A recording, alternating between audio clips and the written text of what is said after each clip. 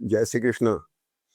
आज हम एक हर राशि के इस जुलाई के महीने में क्या क्या असर होंगे, जो ग्रह बदलेंगे इनके, चंद्रमा बदलेंगे इनके, इस पे बात करेंगे हर राशि पर।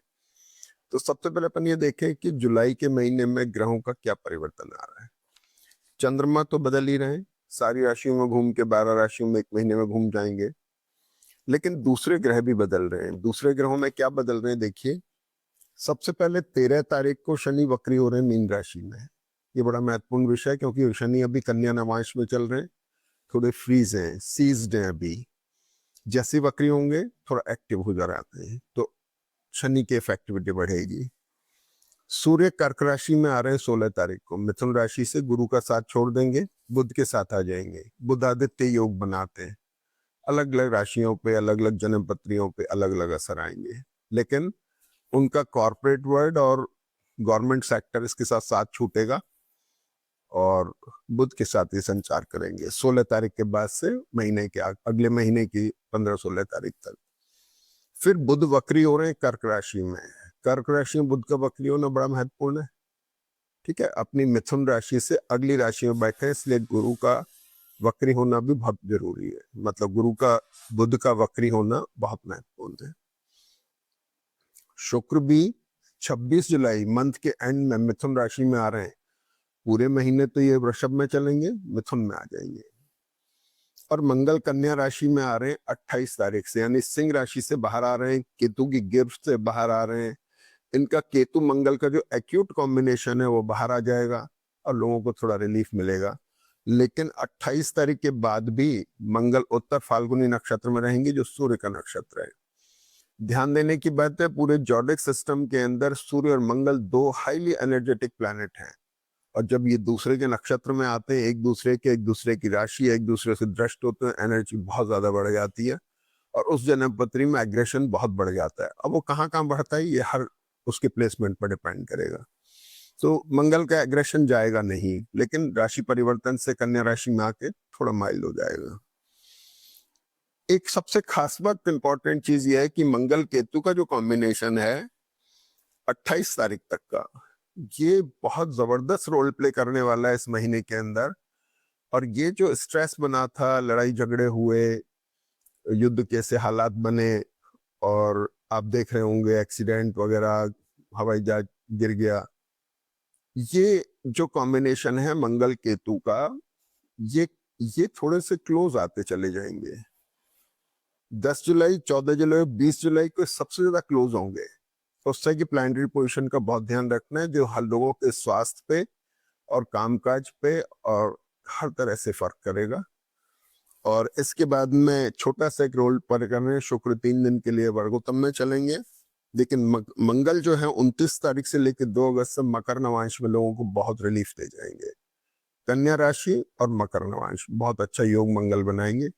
तो ये मोटा मोटा हमने बताई आपको जुलाई के महीने की प्लानिटरी रीडिंग। चंद्रमा अपने हिसाब से प्ले करेंगे। तो लीजिए धनु राशि की अब बात करते हैं। धनु राशि का सबसे बड़ा प्लस पॉइंट क्या है कि गुरु अपने स्थान पर दृष्ट है, इसलिए राशि जो है, लग्न जो है, ये थोड़ी ताकतवर है, स्ट्रेंथन है, सारी बाधाओं से अपने को बचाने वाली है। तो ये एक सबसे बड़ी बात है। और सप्तम भाव में बैठे गुरु तो मैरिटल और बिजनेस रिलेशनशिप के लिए, आपके मैरिटल रिलेशन के लिए ये एक अच्छा साइन है। बुध भी अपने से सेकंड में आ गए, तो धनु राशि के लिए एक फायदेमंद फीचर है। शुक्र जो है छठे भाव में षष्ठेश होकर के थोड़ा सा ऑब्स्टिकल के कारक है। शनि दशम भाव में आ गए, ये अच्छे हैं। अब सबसे खास बात क्या है, धनु राशि पर शनि भी दृष्ट है और गुरु भी दृष्ट है। इसको बहुत एक्सप्लोर कर रहे हैं, ये राशि बहुत एक्सप्लोर हो रही है, ये लग्न बहुत एक्सप्लोर हो रही है, उठाव आ रहा है, ठीक है नहीं। अब सबसे इंपॉर्टेंट चीज क्या है, इस कॉम्बिनेशन की हम बात करेंगे कि धनु राशि में क्या क्या असर दे रहा है। इसकी दृष्टि सीधी होगी मेष राशि पे, जो पंचम राशि है, जो आपके विद्या बुद्धि संतान का कारक है, मेंटल एंजाइटी को बता रहा है, संतान पक्ष को बता रहा है। लेकिन ये मंगल केतु का कॉम्बिनेशन नवम भाव में जाके थोड़ा सा ठीक है, माइल्ड हो रहा है। स्ट्रेसफुल तो है लेकिन माइल्ड हो रहा है। तो इसके इफेक्ट क्या है कि, लेकिन इसकी जो एक्यूटनेस है वो असर तो करेगी। एक पहली राशि पे हो गई, ये 10वीं राशि पे हो गई। अब ये अर्थ को कंट्रोल कर रही है, मनी को कंट्रोल, मनी के लिए कंसर्न डेवलप कर रही है, ठीक है। और फिर आखिर में ये हो गई 7वीं राशि पे दृष्ट हो गया, ठीक है ना। शनि जो है यहाँ पर बैठे हुए हैं, धनेश के धन के कारक हैं। गुरु और गुरु की वजह से खास तौर पे राशि के सारे नेगेटिव पॉइंट अधिकतर खत्म हो जाते हैं। मान सम्मान दे रहे हैं आपको, आपके आपके आपके इमेज को बना रहे हैं, आपको एक बर्थ दे रहे हैं, आपको एक स्ट्रेंथ दे रहे हैं, ठीक है नहीं।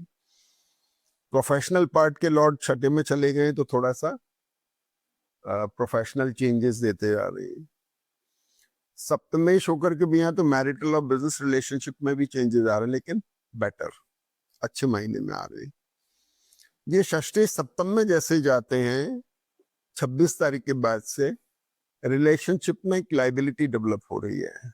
जीवन साथी के स्वास्थ्य का ध्यान रखना है, और दूसरा मैरिटल और बिजनेस रिलेशनशिप में भी थोड़े से चेंजेस आएंगे, उनको संभालना है, ठीक है नहीं।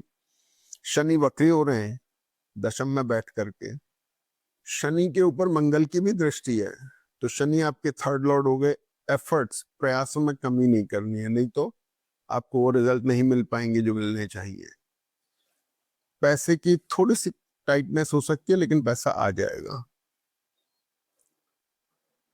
सूर्य कर्क राशि में आ रहे हैं, कर्क का सूर्य तो अच्छा है, लेकिन भाई अष्टम में बैठा सूर्य खाने पीने का शौकीन बनाता है। पेट खराब मत कर लेना खाने पीने का, खा खा करके, स्वाद में खा के, ठीक है ना। और उन लोगों को खास तौर पे ध्यान रखना है जो थोड़ा सा लिकर लेते हैं, कुछ ड्रिंक करते हैं, शराब पीते हैं, उनको विशेष ध्यान रखना है, क्योंकि मंगल केतु का कॉम्बिनेशन तकलीफ दे सकता है उनको। बाकी इस जन्मपत्री में मतलब कुंभ धनु राशि के लिए और धनु लग्न वालों के लिए वैसे अच्छा टाइम है, इसमें कोई इतना ज्यादा तकलीफ वाला समय नहीं है। ये जो कॉम्बिनेशन है सारे के सारे, ये गुरु के प्लेसमेंट की वजह से बेटर हैं, आपको इतना तकलीफ नहीं देंगे, उठाव दे रहे हैं। और मंगल केतु भी आपको बहुत ज्यादा तकलीफ नहीं दे रहे, ज्यादा से ज्यादा ट्रैवल करा सकते हैं आपकी, आपको कहना चाहिए कि पैसा खर्च करा सकते हैं। लेकिन अब डिपेंड करता है कि आपकी मूल जन्म पत्री में किस तरह की दशाएं चल रही हैं, वो दशाएं खास तौर पे ध्यान देने की जरूरत होती है, उससे जन्म पत्री के मेन रिजल्ट निकलते हैं। गोचर को उसी दृष्टि से देख करके कहा जाता है, तो उसमें अगर एक्यूटनेस आ रही है दशाएं, तो ध्यान रखने की विशेष जरूरत है। ये एक जनरल डिस्क्रिप्शन होता है, मूलतः तो आपको अपनी जन्म पत्री को माइन्यूटली चेक करवाना ही पड़ता है, ठीक है ना।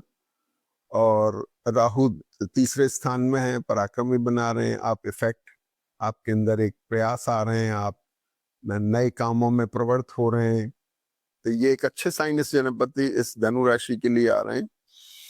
और कन्या राशि के मंगल जो आ जाएंगे मंथ एंड में, वो भी बहुत बढ़िया है। बस ये एक स्ट्रेस थोड़ा सा दिखाई दे रहा है, और ये स्ट्रेस खास तौर पे जो है मंगल जैसे लग्न पे भी अष्टम भाव, चतुर्थ, द्वादश पे दृष्टि है, पैसा खर्च कराना हो गया, तो एफर्ट्स में कमी नहीं आनी चाहिए। अब इस कॉम्बिनेशन की वजह से राहु इफेक्टेड हुए, राहु की दृष्टि सप्तम पे है। कंसर्न जो है सारा आपके समय के अंदर मैरिटल और बिजनेस रिलेशनशिप को लेकर के है। और मैं जैसे दूसरी उनमें भी बोला है मैंने कि आपकी सिंह राशि, तुला राशि, इसके बाद मकर, कुंभ, मीन और मेष राशि में जब भी चंद्रमा आएंगे तो आपको ध्यान रखना होगा, किसी तरह की कोई एंजाइटी या किसी जैसे जल्दबाजी में या किसी तरह से कोई गलत निर्णय ना लेना है। जय श्री कृष्ण।